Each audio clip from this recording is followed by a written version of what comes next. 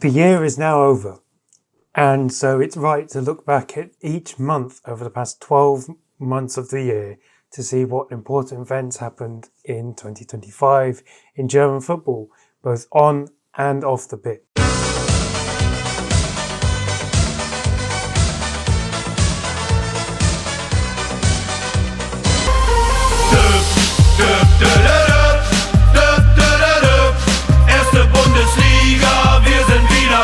January was naturally dominated by the winter transfer window. The biggest transfer in terms of fee was RB Leipzig making the loan signing of Xavi Simons permanent, spending 50 million to keep the Dutch international at the Red Bull Arena, after he had spent 18 months on loan at the club from PSG, while Eintracht Frankfurt continued their track record of selling strikers as they sold Omar Marmoush, who was having an immense season. In 17 Bundesliga games, he'd scored 15 and assisted 10. And he was just on an impressive hot streak.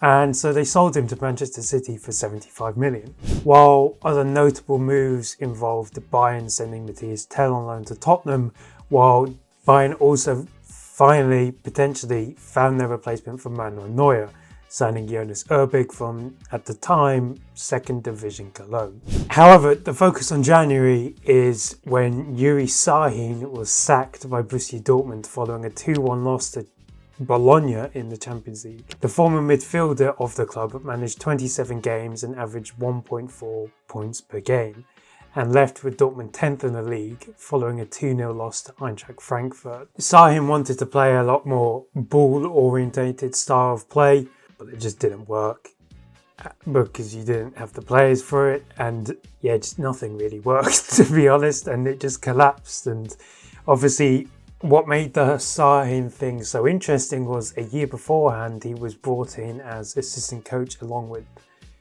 Sven Bender to assist Edin Terzic, and obviously Terzic in the summer of 2024 decides he's going to leave, and then Sahin is mysteriously promoted to the role of head coach, and then that backfires massively.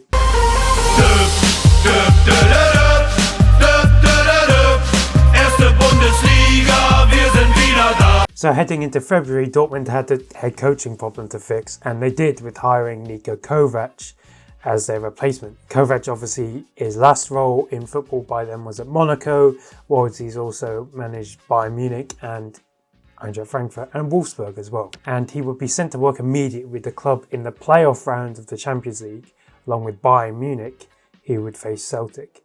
While in the league, Kovac was tasked with securing Dortmund a Champions League spot for next season, and his back was immediately up against the wall, as after his first game in charge, Dortmund was 7 points off fourth.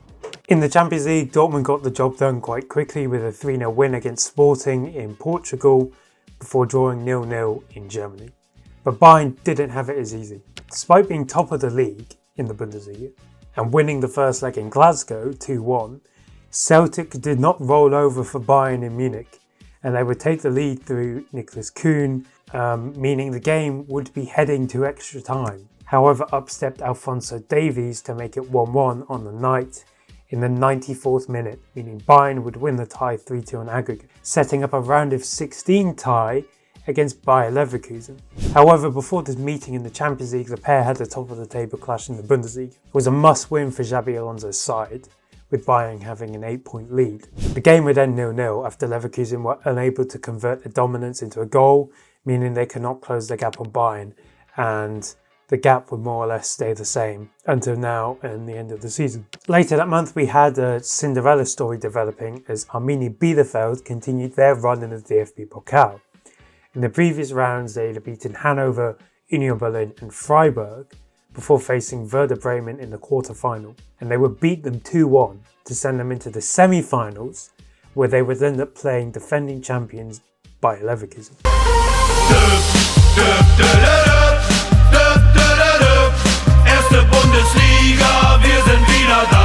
March saw the meet-up between Leverkusen and Bayern in the Champions League, and it was tense affair. They got the better of each other over the past few years, but it was pretty one-sided. Bayern would win 5-0 on aggregate to face Inter in the next round, while Dortmund would beat Lille to progress to the quarterfinals as well, where they would play Barcelona. Frankfurt were also in European action and would play Tottenham in the quarterfinals of the Europa League. The end of March saw the second biggest sacking of the season, when Leipzig parted ways with Marco Rose as their head coach, following a 1-0 loss to Rose's former team, Borussia Mönchengladbach. And that meant they dropped down to 6th, which actually in hindsight wasn't really that bad. Obviously Rose is from Leipzig, but RB Leipzig is not Leipzig. During his 2.5-year spell at the club, Rose would lead Leipzig to a DFB Pokal win, but considering the talent that they had at their disposal, Dominik Szoboszlai, Christopher Nkunku, and then Xavi Simons, Benjamin Sesko, Lois Openda, they really should have done more with what they had at their disposal. Like, they should have been competing with Bayern consistently, but they didn't. He would be replaced by Zsolt Lowe for the remainder of the season on an interim basis. On the international front, Germany were in the Nations League in the quarterfinals, where they would beat Italy 5-4 to book their place in the finals, where they would play. This gets confusing. In the finals, where they would face Portugal in the semi-finals, which was actually hosted in Germany, in Munich and Stuttgart. While March was to produce one of the surprising results of the season, when relegation fighting Bochum would beat Bayern 3-2 in Munich at the Allianz Arena. Obviously Bayern, and to this day, this is the only game that Bayern have lost in the Bundesliga this season. In the Bundesliga this calendar year. No other team that has beaten them. And what makes this interesting is obviously Bayern and Bochum have a friendship, but obviously in the season beforehand, Bochum were able to get the better of Bayern at the Ruhrstadion, which obviously is a completely different game to playing Bayern at the Allianz. And this was a game where Bochum were 2-0 down, and they came from behind to make it 2-2 and end up winning the game. And they had 26% possession as well, and it's worth noting that Bayern also missed a penalty. In the grand scheme of things, it meant nothing because Bochum ended up getting relegated, but as they finished dead last. But, with how they went down, it's something they can take with them, that they beat Bayern at the Allianz.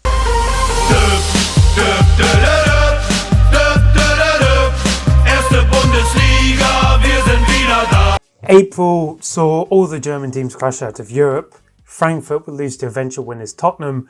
Dortmund, despite their comeback efforts in the second leg, would lose to Barcelona 5-3, while Bayern also lost to eventual finalist Inter 4-3. In the league, Dortmund were now at the beginning of their 8-game unbeaten run to end the season, as they looked to secure Champions League football. But the biggest result, however, saw Bayer Leverkusen, the defending champions of the DFB Pokal, lose 2-1 to Dritte Liga side Arminia Bielefeld in Bielefeld, in one of the biggest shocks in the competitions in the recent years, up there with when Saarbrücken beat Bayern Munich. And so this booked third tier Bielefeld's place in the final, where they would play Stuttgart, who beat Leipzig. Apart from this, it was overall a quiet month as we headed into the business end of the season.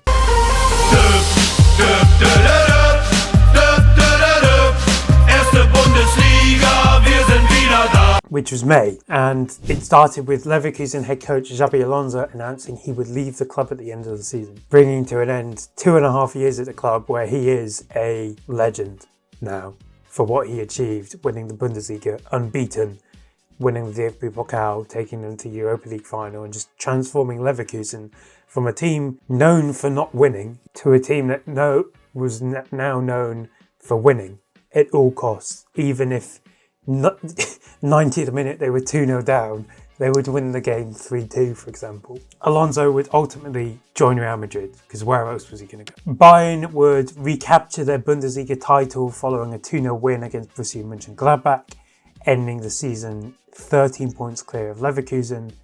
The win would also mark the end of Thomas Müller's time at the club. Although he would play at the Club World Cup, the Bayern legend would move to the MLS with Vancouver Whitecaps for the second half of the year. Dortmund would complete their monumental comeback and would secure Champions League football as they finished 4th, while Leverkusen and Frankfurt occupied the other 2 spots, with the latter qualifying for the Champions League for the first time through league positioning. Then the other European representatives were Freiburg and Mainz, who qualified for Europa League and the Conference League through the league, Obviously, there was still one Europa League place up for grabs in the DFB Pokal. While at the bottom, Heidenheim were playing the relegation playoff against Elversberg, while Bochum and Holstein Kiel would both be relegated. Coming up would be Cologne, who would win the Zweite Bundesliga, while after 7 years away, Hamburg would finally secure their return to the Bundesliga. Cologne actually had sacked their head coach Gerhard Struber earlier in the month and would replace him with Friedhelm Funkel, who would lead them to the title, while Schalke also brought an interim in to end the season after Harry Potter himself, Keens van Vonderen, was sacked, which was basically doomed from the start. In the DFB Pokal final, Bielefeld's fairy tale cup run would come to an end after they lost 4-2 to Stuttgart in the final in Berlin. Stuttgart's win meant they won their first piece of silverware since 2007, which was when they won the Bundesliga, and they would also qualify for the Europa League despite finishing 9th in the Bundesliga. In the relegation playoff, after a 2-2 draw at the Voith Arena, Heidenheim would need a 95th minute winner from Leo Cienza to beat Elversberg 4-3 on aggregate and retain their place in the Bundesliga. While in the German Bundesliga, or the Women's Bundesliga, Bayern Munich would win. They finished 8 points ahead of Wolfsburg in second, and Eintracht Frankfurt finished third. And when it came to other managers in the Bundesliga who would leave their clubs, Ole Werner and Jens Thorp would leave, while Wolfsburg sacked Ralf Hasenhüttl and would replace him with Paul Simonis. And then the incoming managers, Alonso would be replaced by Erik ten Hag, Werner by Horst Steffen at Bremen, Thorp by Sandro Wagner at Augsburg, while Cologne hired Lukas Kwasniok from Paderborn to lead them back in the Bundesliga. Werner would end up moving to Leipzig as their new permanent head coach, replacing Loh, who was interim.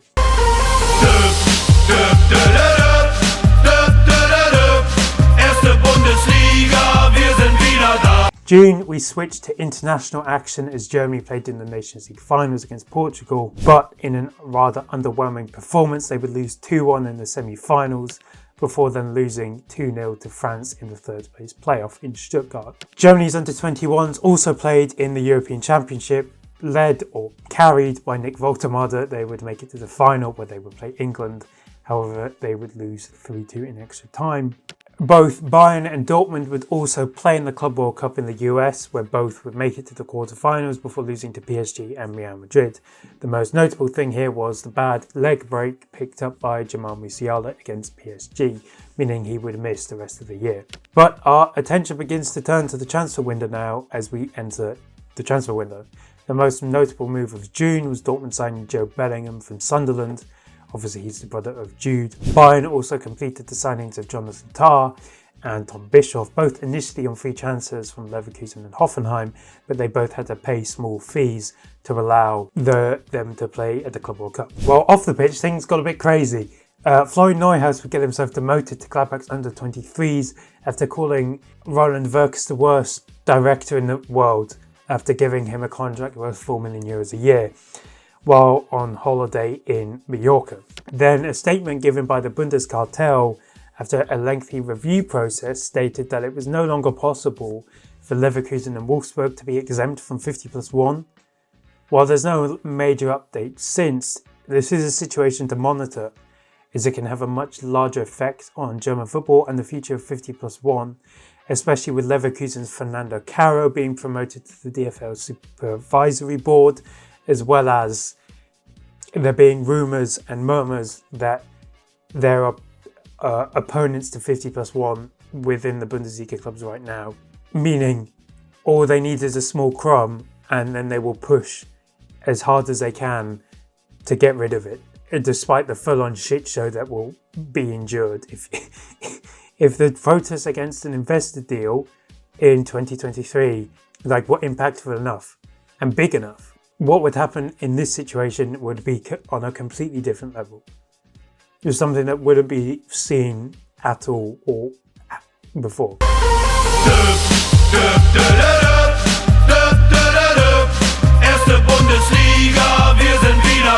July was obviously dominated by the transfer window. The biggest story of them all was Florian Wirtz. A full-on transfer saga in itself. So Liverpool and Bayern battled it out for the 22-year-old. However, despite, every transfer expert saying it was destined for Wirtz to move to Bayern eventually, even I think Marcus Söder, who is a minister in Bavaria, I think he's the leader of the CSU, was even saying, Wirtz should play with Musiala at Bayern. And Bayern literally throwing the book at him in every single way, even like a Hail Mary last-minute meeting between him and company in Munich.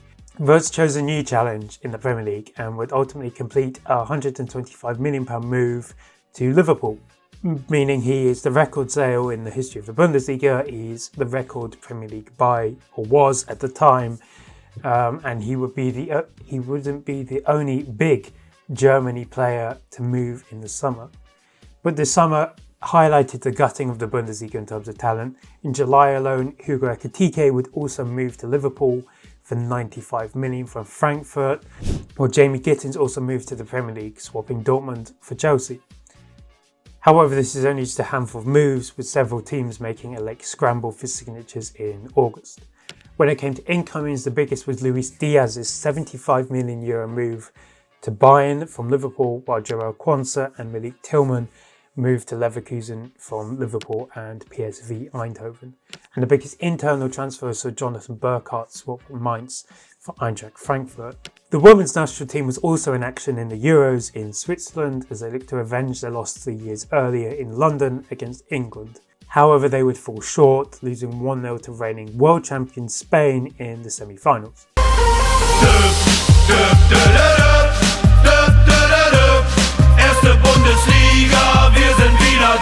In the month of August, the Bundesliga would continue to be drained of its talent. They would lose Benjamin Sesko, Xavi Simons and Nick Woltemade to the Premier League, while Lo Cepeda moved to Juventus.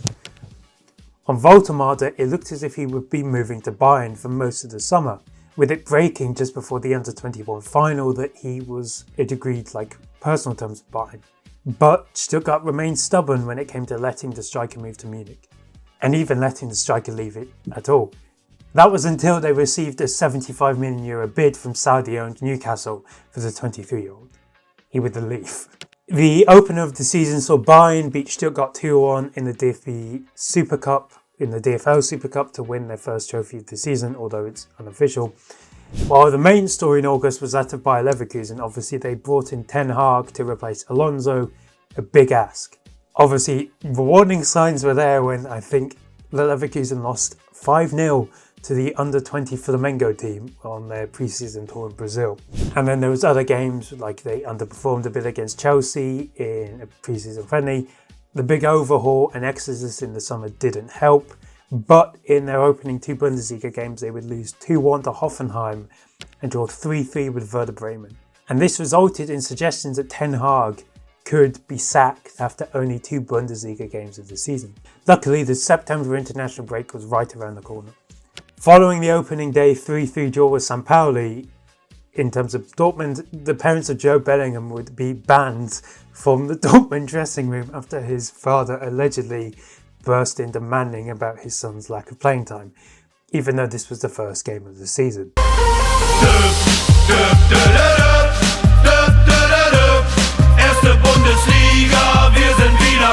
As soon as September hit, Ten Hag would be sacked as Leverkusen head coach, meaning he has one of the shortest managerial reigns in Bundesliga history in terms of games managed, and I'm talking permanent.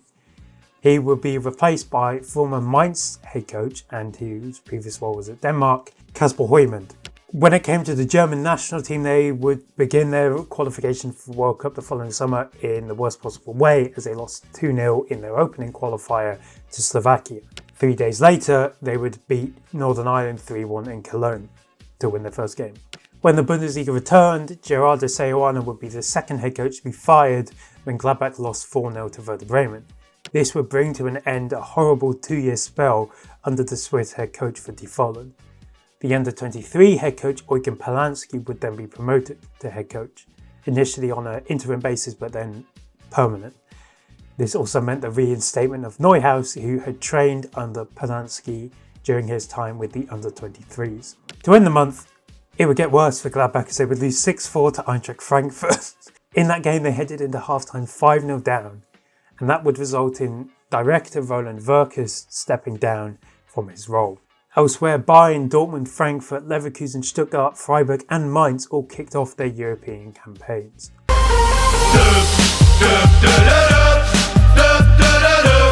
Erste Bundesliga, wir sind wieder da. In October, the Germany's men's team would continue their World Cup qualification, beating both Luxembourg and Northern Ireland to improve their chances of making it to the World Cup next summer, while the women would qualify for the Nations League final, where they would face Spain after they beat France 3-2 on aggregate. In terms of drama, it was kind of quiet. Ruven Schröder would replace Roland Wirtz at Gladbach, while Bayern offered Jerome Boateng an internship at the club as he looked to gain experience in coaching, but due to his history in terms of beating his former partner, so domestic abuse, she would end up killing herself. That offer would be quickly revoked by the club after protests by the fans.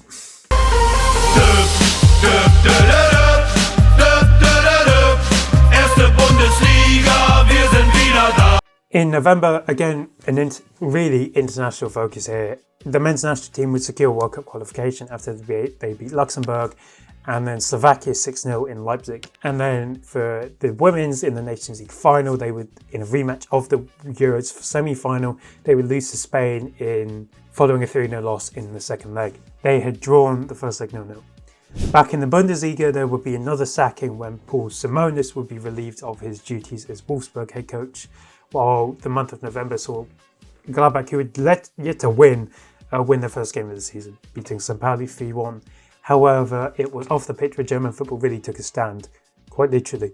Starting during the November international break, several fan groups from across Germany descended on Leipzig to protest against attempted proposals being brought in, which could affect German fan culture. Some of those proposals included AI facial recognition, personalized tickets, and the banning of people from stadiums. So for example, personalized tickets, it means like people who couldn't go to the game could no longer give tickets to a friend, for example. So in Leipzig, the fans marched around the streets with banners showcasing their disapproval of the proposals. Then the protests would continue in the stadiums over the next few weeks, when the ultra groups and fan scenes would be quiet for the first 12 minutes of the game. And obviously in the Bundesliga, where atmosphere is a big deal, not hearing anything for 12 minutes and just the chatter of people was quite significant. The big decision on these proposals would be made in December. Elsewhere, Karim Adeyemi was fined for being in possession of a taser and brass knuckles after opening a mystery box.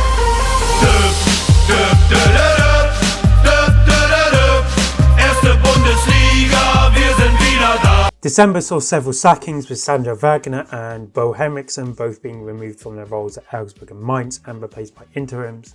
However, the latter has since been replaced by Urs Fischer. The World Cup draw also took place, meaning Germany will face Ecuador, Ivory Coast and Curacao next summer in the US, while Germany would also be named as host for the 2029 Women's Euros.